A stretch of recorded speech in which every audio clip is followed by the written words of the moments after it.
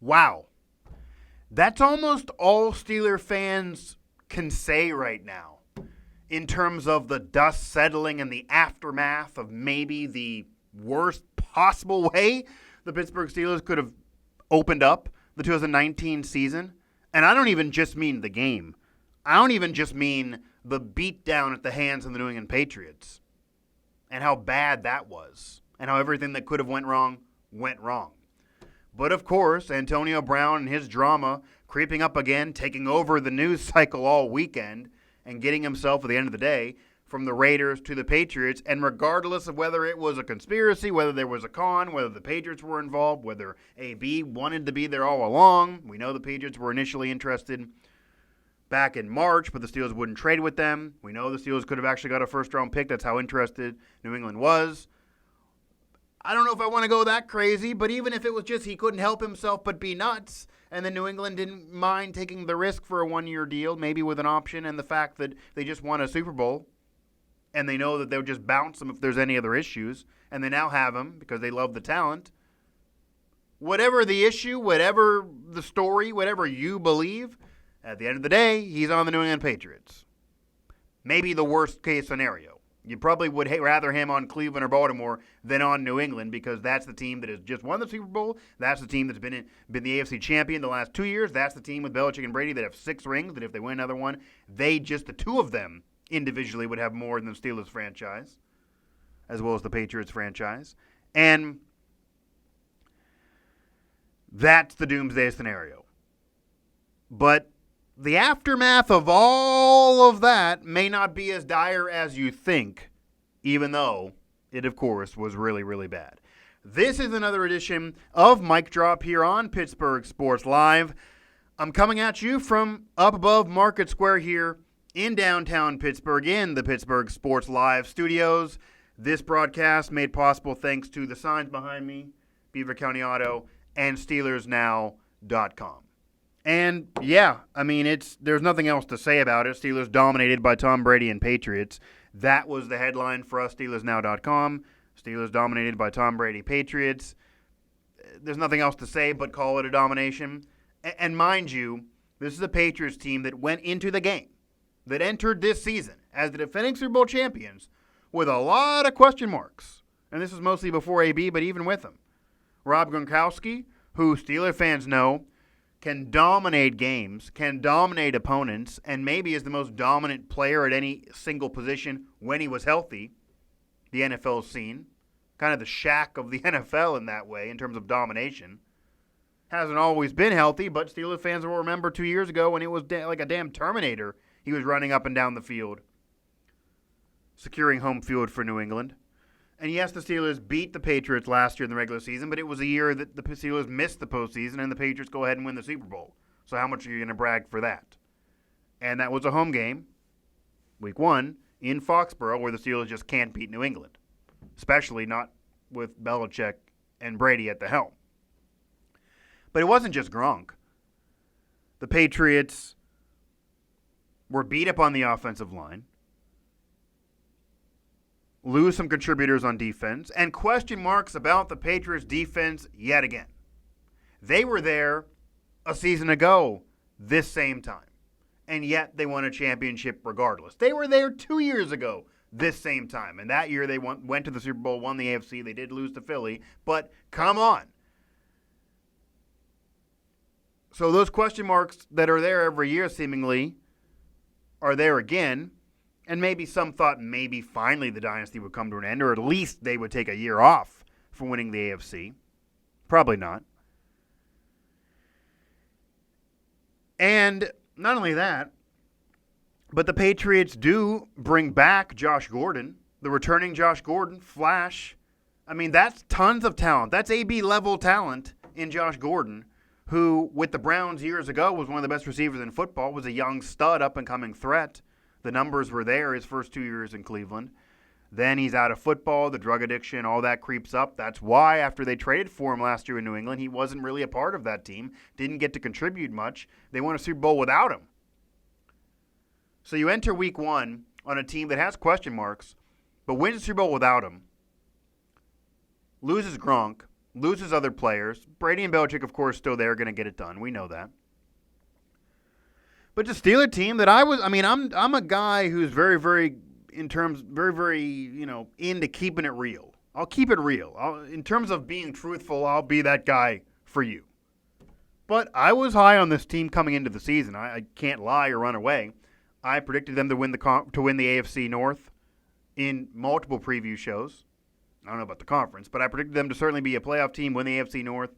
Baltimore, who had a great week one with Lamar Jackson throwing darts and 5 touchdown passes, Peyton Manning-like, I didn't think would do that right away. Certainly I thought the fact that he struggled so much with his short passing game, it would hurt that team. Who knows? I don't think that's going to keep up in terms of that level of play from him as a quarterback, but we'll see. Certainly, as he said, pretty good for a running back, as he was often called. The Browns, I was more right there. They didn't get it done. Week one, they looked bad to a very, very average Titans team. It's the Browns team that tons of hype around Odell, who was great with the Giants, but only one playoff appearance. Around Baker, who was great last year, but that was a rookie year. We'll see if he can do it again. They didn't look good in week one at all, but they should be better than last year and should eventually turn it on and be exciting. So I thought they'd at least win the division, though, based on all these other question marks. And we even saw with Foles' injury, the fact the Chargers never can get it done, the Raiders losing AB, the Broncos struggling, the Bills and Jets look like the Bills and Jets and kind of average teams like they've been. The Texans blow a game already. The AFC is wide open again. And it appeared the Steelers could win the division and be right there maybe behind New England. Well, they're behind New England, but light years behind New England from basically what we saw in week one. And while there's a long season to go, I certainly look like I was too optimistic entering the season based on what we saw in week one because the Steelers need to correct a lot. And who's the backup quarterback? As we established that Josh Dobbs is now in Jacksonville to try to replace Nick Foles. Mason Rudolph won the Steelers' backup job after a better training camp in preseason. Hunky-dory, it doesn't mean anything. If Ben misses a few games, that's going to torpedo this year regardless. Rudolph's not ready to win you a championship just yet, and that's the hopes and dreams of this team. That was the right call. They got a 5th-round pick for Dobbs. Great. And Mason Rudolph's the right pick as the backup. He's more of the guy for the future. But let's talk about the here and now. I'm sick of that. Because the Steelers lose week one, they need to worry about the here and now, and to the here and now, there's plenty to fix. The one thing I brought up time and time again in the offseason was a real problem in week one. The Steelers never found out who the number 2 is. Because the Steelers, unlike what I was saying, and maybe what you fans wanted based on what I was hearing on Twitter and everywhere else, even on these shows when I did live chats, which I, by the way, will do another live chat. Wanted to do a live chat today and thought I had one recorded. But it's going to live in the abyss that you'll never see because something here went wrong and that live chat never happened. I don't think I actually was ever live. There was no chatters there. I never have had a live chat without chatters, so I think that was the problem. I don't know. There were some technical difficulties that always seem to follow me. So live chats will come in the future after I get things figured out. I didn't have the time with things going on in my personal life to worry about it today, but I wanted to get something up on the channel. So here we are.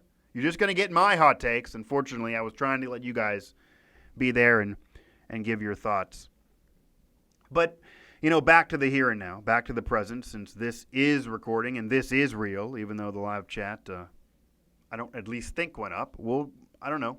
I'm going to delete it, though, so if it did, the 5 of you may have watched it, but congrats. They need to establish that number 2 guy. Maybe the most important thing for this Steelers team all year is establishing that number 2 guy. The Steelers offense, which I put in even in the preview article, which you can read at SteelersNow.com. I had this team losing that to the Patriots, but still ending up 11-5, 10-6, winning the division. The offense not missing much of a beat. Connor getting better. He's in better shape. I know the tight end situation is horrendous, and they haven't been able to replace Jesse James, but Ben, I thought, would be more efficient without AB, actually make less mistakes, maybe less yards, but less mistakes. And I thought James Washington would establish himself as the number 2 guy, and that would fall in line and help Juju, okay? Juju dealing with the double coverage that AB used to deal with would be his problem, but it wouldn't be as bad because James Washington would be on the other side. James Washington, a guy that looked great in preseason, granted with Mason Rudolph, his college teammate, And a guy that didn't get the chance in week 1. A guy they went to Moncrief instead, where Moncrief, more the veteran, more the guy the fans seemingly wanted, but it didn't look like training camp or the preseason was leading to Moncrief. He got the opportunity in week 1 to be the number 2. And Juju had a bad game and then ended up leaving with an injury. But Moncrief maybe is part of the reason why, because Moncrief was god-awful. God-awful. Okay? Dante Moncrief dropped pass after pass after pass, but despite that, they kept going back to him, which I'm not saying give up on the guy, but target after target after target wasn't successful. And of course, when the number 2 is struggling and can't catch a pass, it's going to make it harder on the number 1 because the double coverage is going to stay there. They might throw everybody over there because they have nothing else going on in terms of the passing game. It wasn't even just Moncrief. The Steelers couldn't establish much of a passing game at all. And they didn't provide much of an offensive threat at all, of course. I mean, 3 points, they couldn't really move down the field that much, where the Patriots just did it drive after drive after drive against the Steelers secondary, which is also beat up with Joe Hayden after he signed that deal also getting hurt.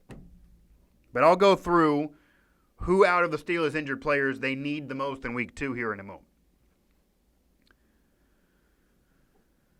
But it will be interesting to see what happens in week 2 against the Seattle Seahawks, who I'm high on, and I know that, I had it up here earlier. There it is again. The Seattle Seahawks actually are underdogs in week 1, despite so far it looks like they're the better team. We'll see, though.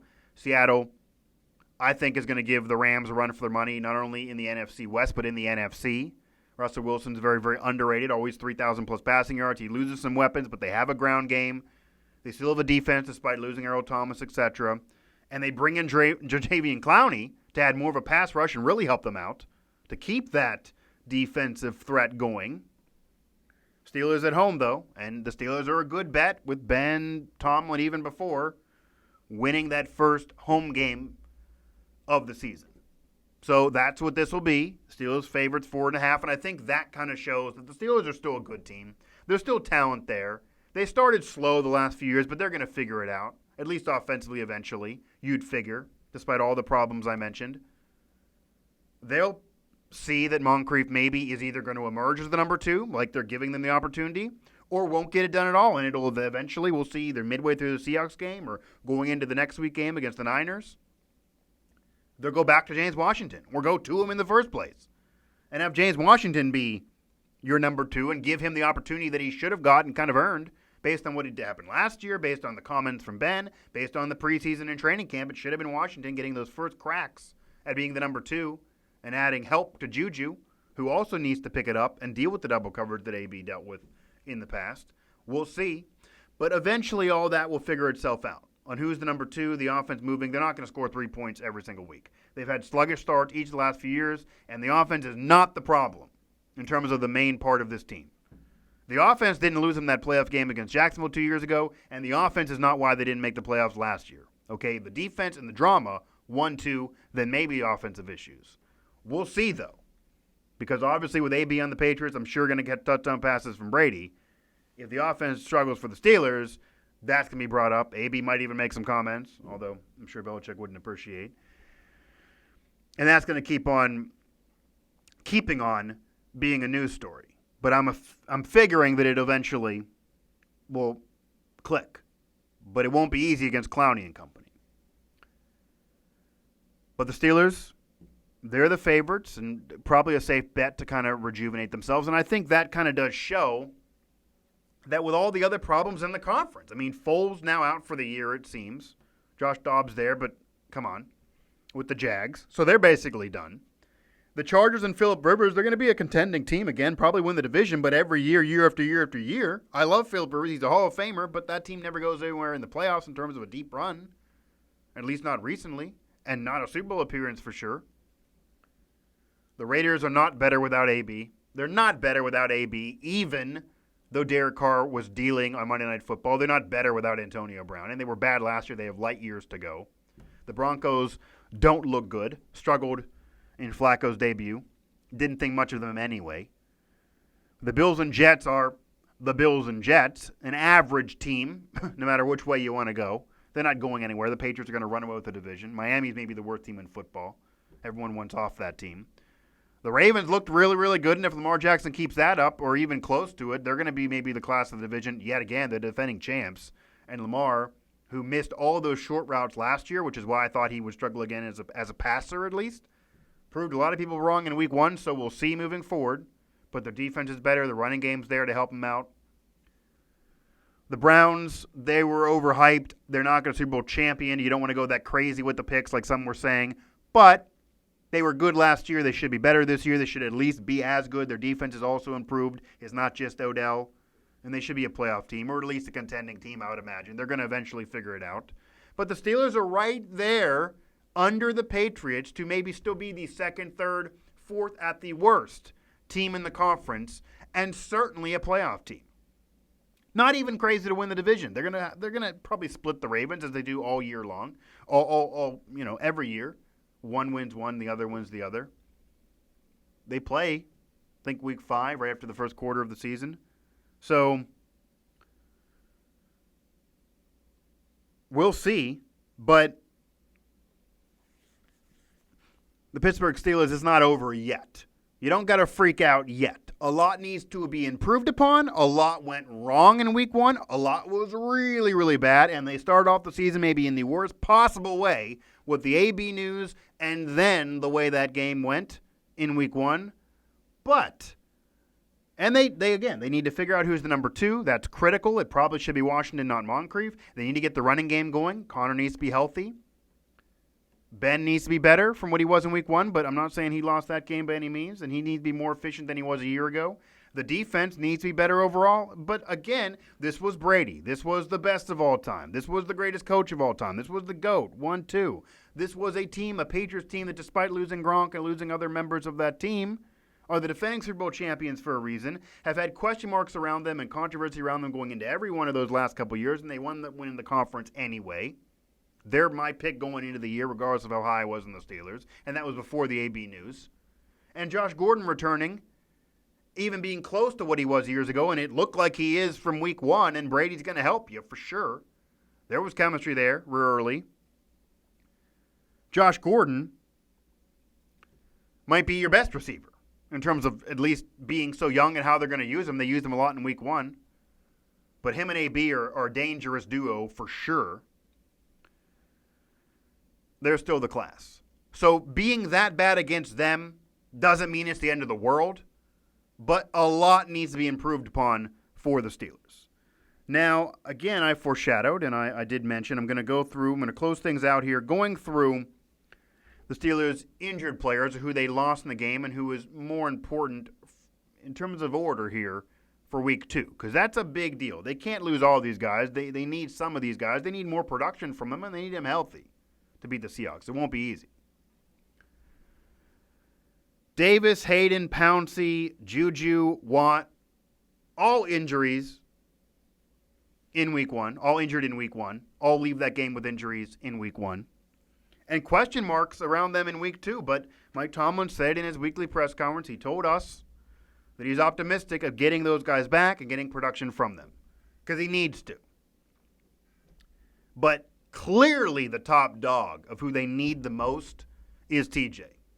And maybe one of the most valuable players on that team overall. Last year, without him, they would have been a laughingstock defensively, at least in terms of the pass rush. Okay? Bud Dupree, I think, is going to give you more. He had a good camp, and there were some going into the year saying, well, they combined for 20 sacks overall. All right, I don't know about that, but I think he'll give you more than he gave you last year. But even if he does, without TJ, it doesn't matter. TJ is the mainstay. TJ is the face of that defensive franchise right now. And maybe the future will be Devin Bush, the inside backer. Devin Bush needs to improve on that week 1 game. Maybe more snaps need to happen for Devin Bush. But regardless, he needs to be better when he's in there. He's still my pick for Defensive Rookie of the Year, despite, again, nothing going well in week 1 for really anybody. But TJ played okay. TJ had a game until the injury. And he's that guy that makes such an impact defensively for you and can lead your defense and create the pass rush, and did most of last year for the Steelers, kind of ignite it and be that best guy to provide the pass rush for you, they can't be without him when you have a mobile quarterback in Russell Wilson who does have an arm as well. Not as many weapons there that he's had in past years, but 3,000 yards passing every single season. And the pass rush they're going to create with Clowney going at Ben. So you need TJ. Number one, got to have TJ back. He got to contribute. Without TJ, it'll be a problem. I would say behind TJ, you're looking at Pouncey and Juju maybe in a tie. Because Pouncey and Ben have this continuity. That's a big deal, of course. You got to have the chemistry between Pouncey and Ben. You got to have that. Pouncey is a big part of that game plan, of the offense overall. But as much as I said the Steelers need a number 2 to establish himself to help Juju, and they desperately do, it needs to be, I feel Washington is that guy, but if it's going to be Moncrief, they're going to give him the looks, then he got to be better, much better. But maybe, just maybe, it is Moncrief. Okay. Maybe it's Washington. It's not going to matter if Juju's out and Juju's not getting it done. Juju is dealing with the double coverage, and it's going to be harder unless somebody steps up as the number 2. But if he's not healthy, then it wouldn't even matter. It'll be way worse. Because then you're all ruined in the depth chart. Neither Moncrief nor Washington's ready to be the number 1, since we're not even sure they're ready to be the number 2. Juju's a guy that 2 years ago had 900-plus receiving yards as a rookie. That's Randy Moss type of stuff. Had 1,000-plus receiving yards last year. In fact, had better numbers than even Antonio Brown. One of the best receivers in football. Already, third year in. Already arguably an elite receiver in the game. But that won't be legitimized or fully proven until he does it as the number 1 and until he does it with double coverage. And maybe he needs help from a number 2. Yes, the Steelers have always had those number 2s, whether it be Ward and Plesko way back, to AB and Emmanuel Sanders, to AB and Juju. There's always been a second guy, Mike Wallace, through the years, and there was not in week 1. That was a problem. But you also need Juju healthy, and that didn't happen also in week 1. So Juju needs back healthy. Juju needs to be better. He needs to make sure he takes advantage of his opportunities when they are there, and there needs to be a number 2 to help him. They need that threat. They need that dual threat that the Patriots clearly have with Gordon and AB. They need their own. But it all starts with Juju being healthy. If he's not healthy, I mean, that ruins the whole depth chart. And then from there, Davis and Hayden, both needed. I mean, it's not just because I'm ranking them below these guys does not mean they're not needed. The Steelers secondary got destroyed, got lit up, got picked apart by the GOAT and Tom Brady in week 1. And they're going to even be better receiver-wise when AB gets there. And yes, the Seattle Seahawks don't have the weaponry that the Patriots do. Yes, Russell Wilson's good and underrated and won a championship, but he's not Tom Brady. Doesn't have Bill Belichick pulling the strings. But that's a good team. That's a good team that's won before. That's a contending team. There's veterans there. There's a championship-level head coach and quarterback. And I think they're going to be a contender in the division, in the conference, in the NFC and NFC West. So they're going to be able to move the football, and if not, they do it on the ground. But they're moving the football. They're going to try to pick apart the Steelers' poorest secondary from what we saw in week 1. And yes, they bring in Steven Nelson to help things out and create more turnovers, which they desperately need and didn't do that much of the last 2 years. But Hayden being out after that contract and after thinking he still had something left in the tank, it's not going to help you. That's Davis and Hayden, you need all hands on deck for that Steelers secondary, for that Steelers defense overall. And Hayden being out and giving you nothing would be a problem unless somebody else steps up. But again, do we know that's going to happen? So they're important, but TJ, Juju, Pouncey, even more important. That defense needs to be better. That defense needs to create a pass rush that really wasn't there against Brady. That defense needs a secondary that's every other team's going to try to pick apart too, like they've been the last couple of years. Even if they're not as good as Brady, they're going to try. And the Steelers need to establish a number 2, or else it's going to be horrible for Juju, but he needs to be healthy as well. So, yes, the Steelers lose. Yes, the Steelers lose, and it's ugly. Yes, the Steelers deal with tons of drama in terms of AB going from Oakland to the Patriots. And yes, the Steelers' opening weekend, week 1, went just about as poorly as it could from on to off the field. Okay? But no, that doesn't mean everyone needs to be fired, everything needs to be changed, and the world's coming to an end. There are problems around the rest of the conference. The Steelers are still a good team. They're still going to be a playoff team. They're still going to be one of the teams contending for the division and maybe beyond. And I'm not a guy who's normally high or slurping Kool-Aid. Normally high on teams or slurping Kool-Aid, normally high. But I keep it real. I'll always do that for you. But if you look at this team, they always start slow. There's always these hiccups. It is the Patriots who they never can contend with or beat at home. They also maybe were dealing with emotions of Antonio Brown and just being pissed and sluggish from it. No excuses for week one. As Tomlin says, they weren't ready, which, again, is unacceptable. You got to have them ready. That's on Tomlin. But they could very easily beat the Seattle Seahawks. They're still the favorites to beat Seattle there, 4.5 as we stand right now, thanks to the Vegas line. They're at home. And after that, you got the Niners and then the Bengals. That's the first quarter of the season. You get into the division further with the Ravens, etc. afterwards. I think the Chargers too. It'll get tougher, but the first quarter of the season, this team could be 3-1, even with that first game being a loss. Could be probably 2-2 at worst because there's easy games where the Bengals are a guarantee win. The Niners are good, but not that good. The Steelers should win that. There's not enough around Garoppolo there, and you're still gauging him off of 7 games in his career. And then the Seattle game is probably the next hardest behind New England. Those first 2 weeks are tough with Russell Wilson and company and a team that I believe will be a contender and Clowney now there for the pass rush. So we'll see. But the Steelers team certainly still has a chance to come out of the gates with the first quarter with a solid record. They're still going to be in there, and there's a lot of problems around the rest of the conference. So it's not the end of the world for the Steelers because of all the other issues everybody else has. Maybe take advantage of everyone else's problems, and they'll still be there in contention. So week one was bad, week one wasn't good, and week one was ugly. But sky is not falling around Pittsburgh. It's actually still damn balmy. It's summer weather, basically. And they still can be contenders just yet. We'll see. We'll see a lot more from this team as the weeks progress. I think this offense will still move. I think things will get turned around. I think they'll start figuring things out of who's actually should be where in the depth charts. And I don't think the world is over, but week one couldn't have been much worse for the Steelers. That's been another edition of Mic Drop here on Pittsburgh Sports Live, a Steelers Now edition of Mic Drop. Thanks again to the signs behind me, the sponsor for the Steelers side of this outlet, Beaver County Auto, and our site where you should be visiting for our coverage, SteelersNow.com. Make sure to follow the entire family of networks, PittsburghSportsNow.com, Pitt, high school, it's all there. Pitt, Penn State this weekend, so obviously you're going to have your eyes on that site. Pittsburgh Hockey Now, Pittsburgh Soccer Now, and this our first season of Steelers coverage. Did Steelers shows last year, tons of drama, tons of views for me, as well as all the other sites getting their shows from me, but this will now be the first with the full-on Steelers season. SteelersNow.com active, up and running.